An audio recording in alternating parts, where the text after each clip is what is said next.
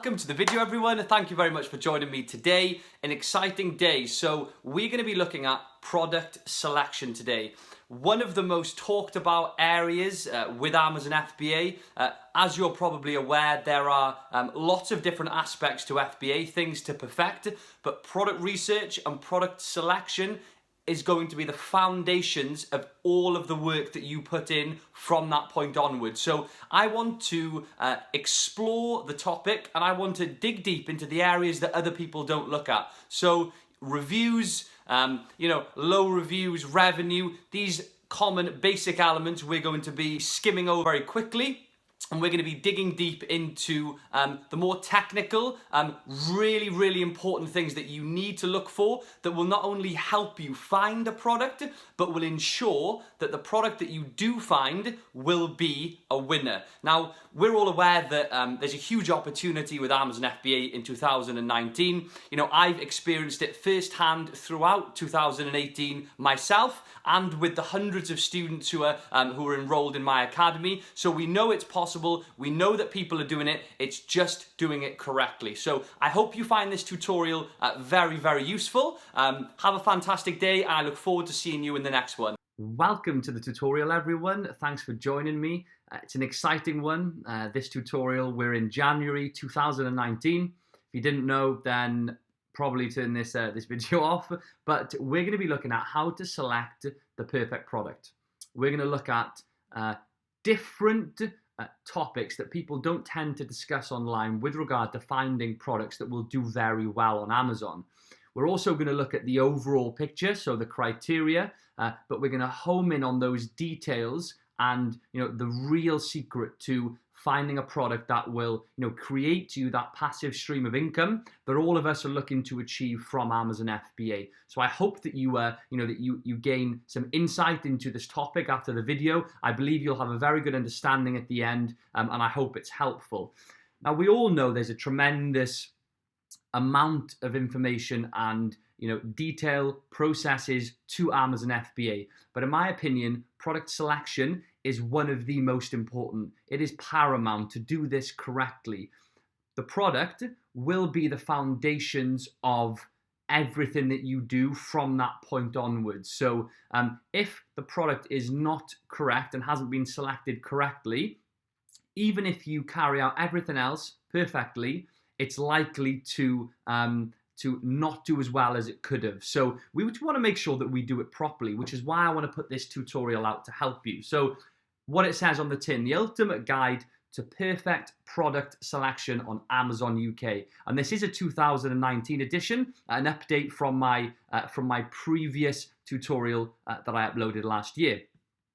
So again, why is the product so important? Very briefly, as I just mentioned, if you select a product that is poor, it's likely to not do very well. If you select a product and don't consider certain things, it's likely not to do very well. This is why we do our research, we follow guides, we make sure that we do things correctly, because we want to maximize our chance of that product being a success. One of the reasons that I put my mentorship program together was for that purpose. Now, I'm in a unique position where I've got over 300 students now, and over the last 12 months, I've been directly involved with people's successes on Amazon. So guiding them through the phases, making sure that they have considered all of these points, through feedback, through their if they send me an email, for example, with different ideas, I will critique them and I will advise, I will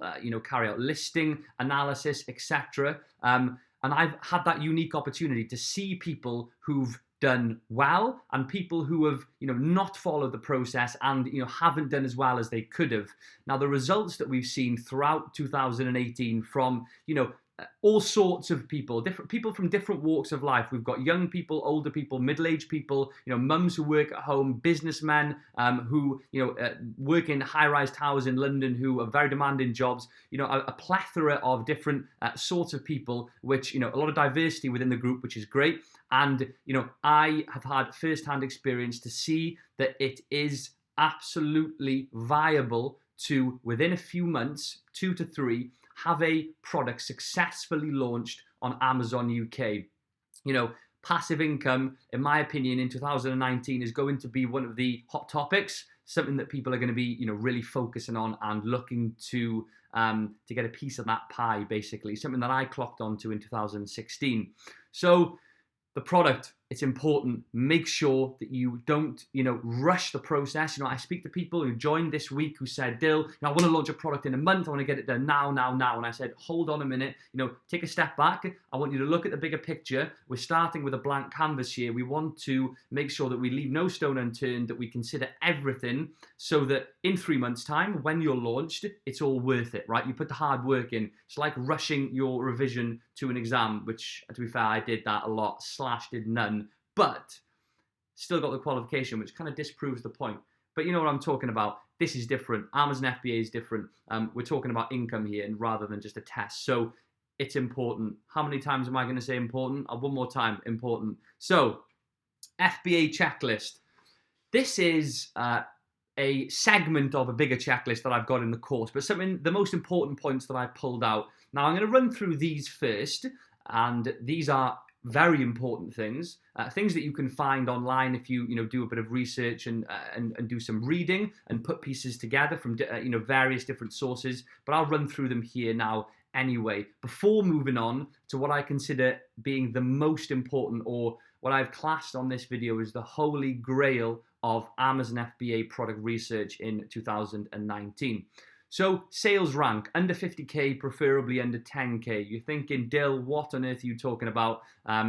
Explain. So on Amazon, we have different categories, okay? Products fall into these categories depending on what they are. An example of some categories would be electronics, home and kitchen, beauty, health and personal care, and the list goes on.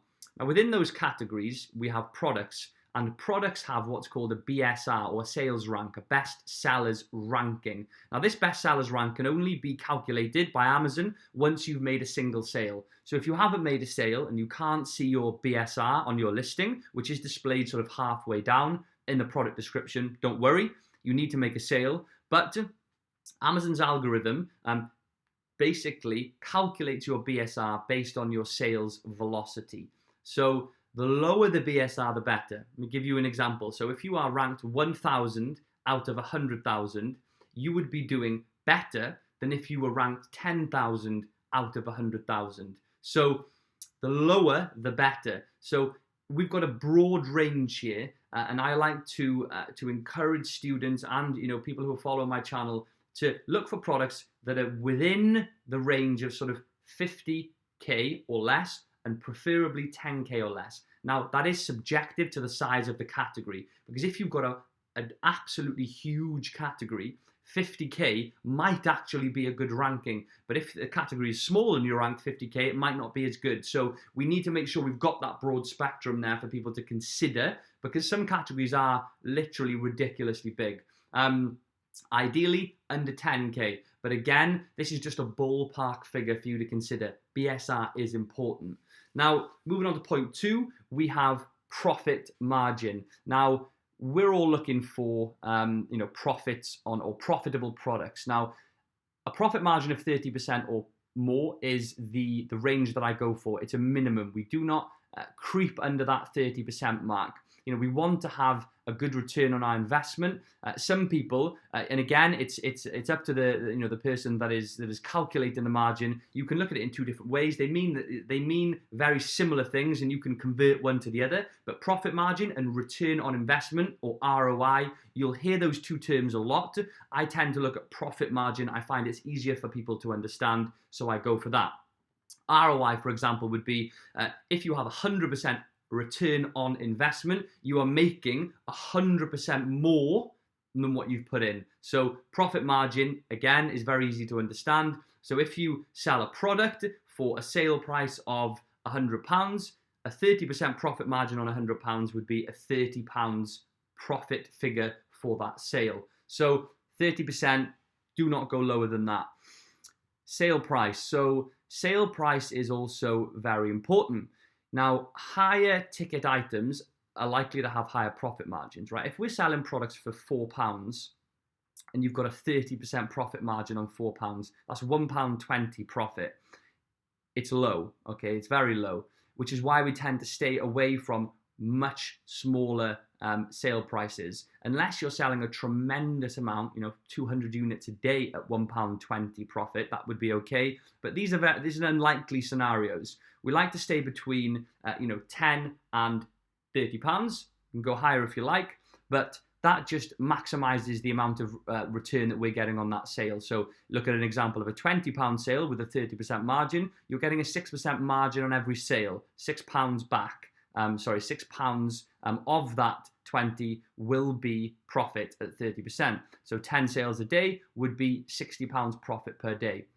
Maths is not too bad today, It is 3 o'clock, isn't it? There's no excuse, to be fair. But size, moving on to the next one. I'm going to skim through these because these are this isn't what I really want to focus on this video. We're going to get to the really exciting stuff in the next slide. So size, we keep it small. Smaller, the better. It's not something that you'd want in other areas of life, maybe, some would argue, but for Amazon FBA, small is good. We want lighter products, okay? And again, we'll combine the lightweight with size. Smaller and lighter means lower FBA fees, fulfillment by Amazon. That's what makes this business model passive. The fact that Amazon do all your shipping and storage, but using your common sense and myself also, lighter products that are smaller are going to be cheaper to ship. Same as when you go down the post office and post something in, away to a friend or whatever you're doing. So high risk brands, they are able to spend tremendous amounts on marketing and therefore will have much more interest in their product, and as a result, more traffic to Amazon looking for that product. So the numbers will be skewed. Basically, we want private label products to compare to. Low returns rate, okay, so fashion items, for example, tend to have higher return rates. Clothing, rings, watches, things that people can try on now, don't quite like that, I'm going to return it. We try to stay away from those types of products. Products such as supplements, for example, something that you open and you consume, you're unlikely to return that, because once you've opened it, generally speaking, you're not going to be returning that. Low LQS is the next point, so a listing quality score. Every listing is scored based on an algorithm that Jungle Scout uses, which essentially looks at the back-end optimization of the listing as well as front-end optimization. So they scale it on 1 to 10 or 0 to 100, depending on how you look at it. The lower the better for the LQS. It means that you have a better chance of competing with that listing. A lot of hand action because the listing is not as good. So a higher quality listing is harder to compete with, and a lower quality listing is easier to compete with. Next point, light in weight. We've combined that with the other one. We're not going to look at that. So this is a point that a lot of my students email me about this for me to explain it. So hopefully I can address this here. Revenue spread. What that means is on the first and second page, when you're doing your product research with Jungle Scout, right, you're using the Chrome extension, for example, you have 10 products on the first page. You want, and you're looking at their revenue figures, a column view underneath each other. You want to see a good spread or distribution of revenue over those listings, meaning that we want to see 5, 6, 7 sellers that are all doing £2,000-3,000 a month plus on the listing, rather than just seeing 1 or 2 listings doing tremendously well and then everything else doing quite poorly and thinking, wow, those 2 listings are doing great, let's go for it. We want to avoid those scenarios and go for the spread and distribution over the first and second page. The question I get is, well, what if there is a big seller on that first and second page, or 2? Should I avoid the product? The answer to that is no, as long as you do have the distribution elsewhere on the page. Okay, so in short, that's the answer to that. So gated categories or restricted categories. Amazon have different categories that are that some are gated. You have to request approval and provide some documentation. It's not the end of the world. It's completely doable. I've done it myself, and students have done it as well. But for a first product, if you can bear in mind that it's easier to launch in an ungated category, then it will help you. Again, more experienced people can, would maybe look at them both equally. But if you are new to FBA, that wouldn't be you. Now, let's move on. Well, let's not skip that yet. So let's move on. This is what I really wanted to talk about in this video. It's taken me a little bit of time to talk about it, but I didn't want to skip these points because I wanted to at least have an entire picture for you as the viewer, so you know what we're looking at. But this is where we separate products that are just good to products that are brilliant. Now, if you don't consider what I'm about to talk about, it doesn't mean a product won't do well, okay? If you bring something to market that's the same as everything else and you've considered all of these points here and other things as well, the product will do well. It will do well, but what we want to do is ensure that we are absolutely maximizing how well that it will do. Everyone who's embarking on their FBA journey will be thinking the same thing. I don't want to be mediocre. I want to excel with this venture and make sure that I'm basically the best, or the product is the best possible version that it could be. I don't want to look back after I've launched and think, damn it, I should have considered that whilst I was doing my product research. So let's go down. So the holy grail of product selection. So what we want to do, we look at this comment underneath, addressing the customer's needs by putting yourself in their shoes when you're doing your research. So number one, what is the customer looking for and why are they buying the item? This is an important point, right? Something that isn't just a piece of criteria that you can, a fixed criteria that you can just look at a figure, for example, a revenue figure. Yeah, it's under that. You need to really think about this and possibly brainstorm and come up with scenarios of why people are buying the items. We want to know, as a private label seller, why do people want what we want to sell? Because when we know what people want, we can give it to them, but also we can improve on it. We can think, well, if they really want this, then surely I could possibly introduce this, which enhances what they've already got and make it better. So you can only do that once you understand what the customer is looking for. And we're going to look at an example of this on the next slide. So, it's okay for me to just talk about it, but I want to show you what I mean. Number two, what is the current marketplace offering the customers? So having a picture, a broad picture in your head, an understanding of the marketplace, the competitors or the sellers that you're looking at on Amazon now who are selling the product that you're interested in, what are they offering? What is available to the customer at the moment? Is there a gap in the market? Is there something missing that you can see once you've understood point one, which is what the customer is looking for? Is there something else that you can bring? And I've seen time and time again with students and myself that this is possible. It just takes some thought and some time to really look into it. Number three, what can you bring to market to further satisfy the customer's needs? Again, we need to understand point one and two to be able to address this third point. And I'm going to go straight into the example here and not blab on too much about the 3 points. So let me give you an example. And this product, I remember a few years ago, it took off on Amazon. It was around the time that I started. It took off in the US first, I believe, from when I was doing my research. But it's a perfect example of this. Now, think about, I'm not a mother, right? You probably gathered that. I'm not a father either, unless you classify my kitten, which I kind of do as a baby, so maybe I am. But, you know what I'm getting at here. I'm not a dad, so it's hard for me to get into the mindset of a father or a mother, which is why this is, it's challenging to be able to, understand what a customer is looking for if you're not that type of person, but you have to put yourself in their shoes, which is what I'm trying to do here. Now, if you have a child and, the child's having a bath, when you take them out of the bath, you dry them with a towel, okay? Obviously. So one option, which was the case for a long time prior to this product being launched or really taking off, it was around before, but it really taken off, you just dry them with a normal towel. You might dry them with your towel that you'd used, or you might have a separate white baby towel that you dry them with, right? Nice and simple. Now, it's easy for me to do now because I obviously know what the other product is, but if I were to look at that product now and think to myself, okay, so what does the mother want in that situation? A, she wants to be able to dry her baby, obviously, so she needs the towel. But what else could we give that person to enhance that experience? How can we make it easier or better or more efficient for that mother to dry the child? Well, what about altering the structure or the shape of the towel itself? Well, that's an idea, something to make it easier. Maybe it's hard to hold a baby when it's wet and you've got a towel and you're trying to dry it at the same time. You as a mother, you're going to be worried about if you drop that baby. So think about what we could bring to market. Now let's have a look underneath.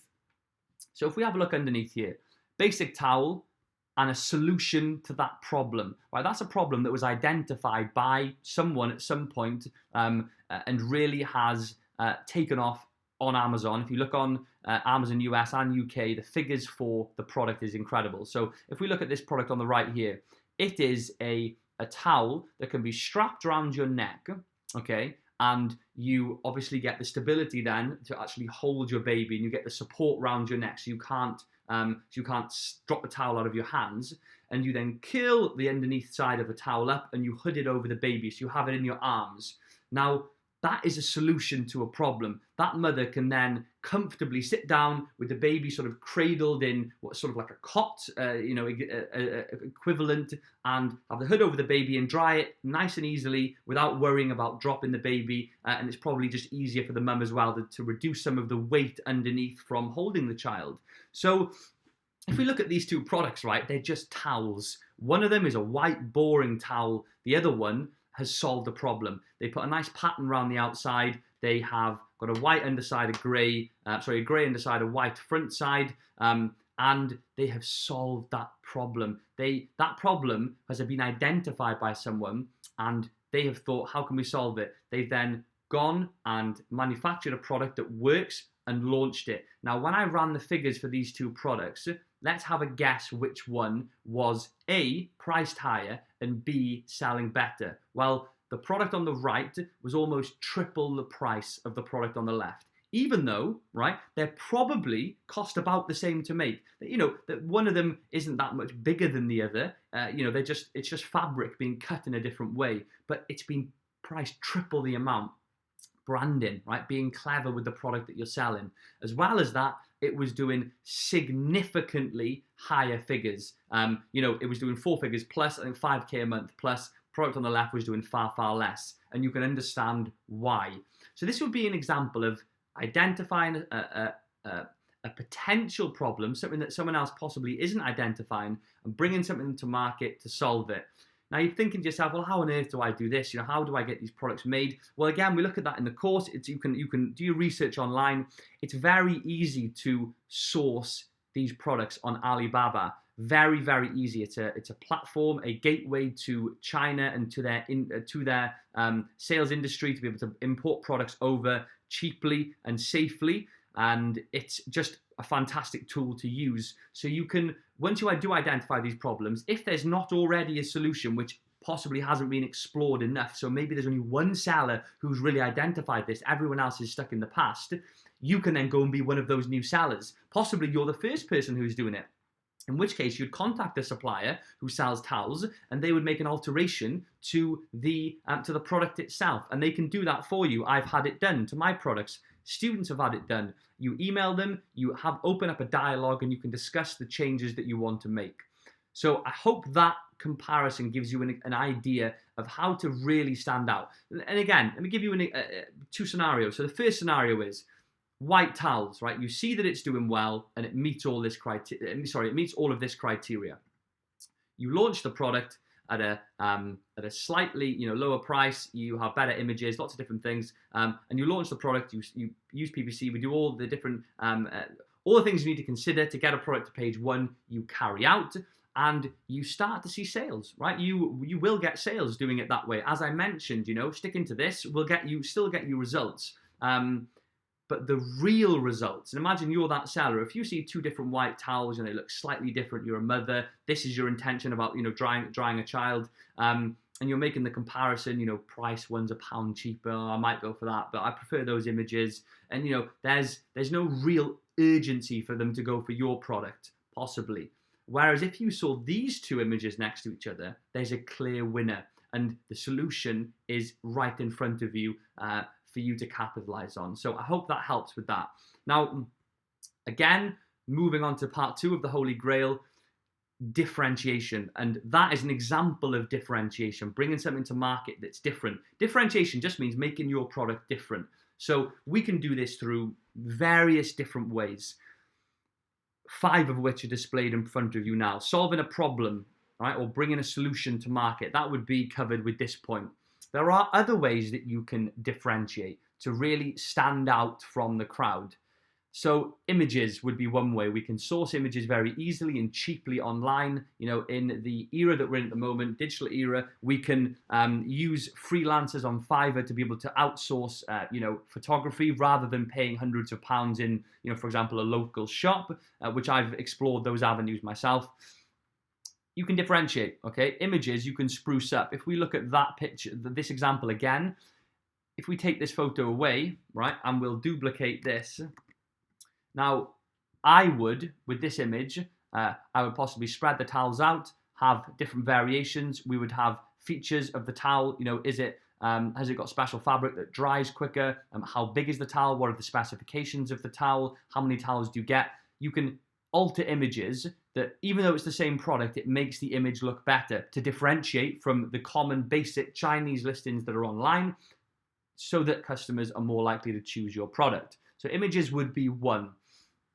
Bundling. Now, bundling is a form of differentiation. Bundling is when you combine two or more products together and sell them as one, sell them as a bundle. So, if I sold, for example, an iPhone case and I sold a camera mount together as one in one package. Now, these two would be, they are related, but someone who's looking for an iPhone case probably wouldn't want one of these, and more likely that if someone was buying one of these, they would want a case, because it's likely they've got a phone, maybe they've not got an iPhone. So bundling, you can't just bundle any items together, just throw a bit of this, a pair of socks and some plasters together. We need to make sure that we're bundling relevant items. So, but again, bundling, for example, if you are selling an item that it's quite complicated to set up, you could bundle that item with an electronic ebook to be able to understand how to set up that product. Now, that would be a form of e-bundling. It's slightly different to what I was explaining about bundling two physical products together. An example of bundling two physical products together would be, let's look at the towel example. You bundle the baby towel with a very small sort of carry bag that you can keep cleaning products in for the baby, so shampoo, special baby specific products. That'll be an example of two things to bundle. Usually you bundle the main item with a cheaper item, a much cheaper item, but again, it will help you stand out from what is already on Amazon UK. And again, you can solve a problem from bundling. If you identify the problem, if you can't bring something completely new to market, try and bundle with that product to solve that problem further. Pricing and branding. So again, pricing yourself lower, higher, both of them work. Usually pricing lower to help rank, and then you can increase your price up if the branding is correct. But again, you stand out. If your price is higher, people think, well, why is it higher? Let's have a look. Is it better than what's around? And if it is, then I'll buy it. Make sure you satisfy those points. Product variations. So variations are when you're selling an item, we'll use the iPhone case, and you have different variations of this item. So it could be different sizes, small, medium, large. It could be different colors, black, red, and white. You can have them all attached to the same listing. You can have a main parent listing with your main listing, your main product on, and then different child ASINs and different child listings underneath. You'll see them on Amazon UK. You can change the color by clicking onto a different listing underneath the main image. So that's another way of differentiating. So I was looking at, I've got a water bottle over there, and variations will be lots of different colors of that water bottle, for example. So one of the best sellers online has got red, blue, black, gray, white, and they're all in the main image. So people know when they look at the image, oh, okay, I can buy a few different, I've got the choice of choosing from a few different colors for this product. So I hope all of that was helpful. Now I'm going to give that code underneath for the 400 private label products. I want to help you as much as I can to launch your first product on Amazon UK. So The code is 2461. So if you email me on info@amazonsupremacy.com with that code, I will send you over the 400 private label ideas.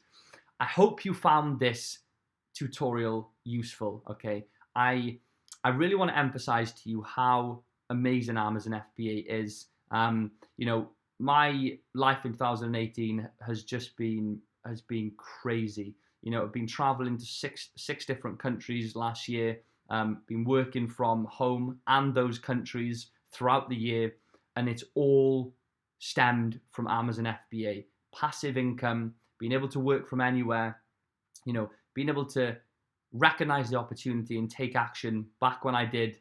And now I'm in a position where I'm thrilled to be in a position where I'm helping people to achieve what I have. So don't shy away from it. If you have been putting it on the back burner, I can only encourage you to give it a shot, okay? Give it your best shot. Again, if you notice in the bottom there, we have some prizes that will be given away. If you comment below any improvements to this video, something that I missed, or just a comment stating anything, you know, Dale, your hair's looking terrible today, whatever you want to do. So also giving away one of my courses for free. I do run my own course and mentorship program, as I mentioned at the beginning. So if you are really serious about this and want to follow my approach as an entirety, I have the most detailed course and mentorship package on the market in the UK at the moment. So anyway, have a great day. I hope you enjoyed it. I look forward to uploading more content over the coming weeks, and I will see you in the next one.